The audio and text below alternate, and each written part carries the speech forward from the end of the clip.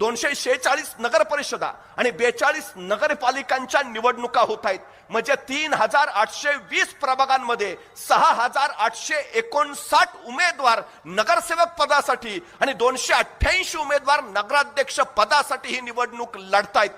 पण 21-22 तारखेला निकम साहेब माघार अर्ज घ्यायचा दिवस होता. महाराष्ट्रातल्या 103 अर्ज भरलेल्या उमेदवारांनी आपले अर्ज माघारी घेतले. त्यात 100 जण नगरसेवक पदाचे उमेदवार होते आणि 3 लोक नगराध्यक्ष पदाचे उमेदवार होते. आता त्यांनी माघार का घेतली हे मी सांगायची गरज नाही. त्यामुळे 103 लोक बिनविरोध निवडून आले. आता हे बिनविरोध निवडून आलेले कोण आहेत? हे सगळे भाजपचे आहेत. भाजपच्या नेत्यांचे नातेवाईक आहेत. कुणाची पत्नी आहे, कुणाची सून आहे, कुणाची मुलगी आहे. हे बिनविरोध.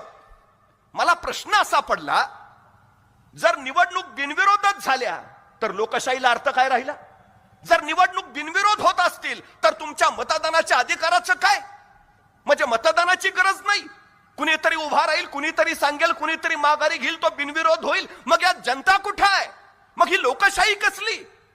बर, सगळे यांचेच नातेवाईक. मला एक उदाहरण दाखवा की या महाराष्ट्रातला एक तरी सामाजिक कार्यकर्ता बिनविरोध निवडून आलाय.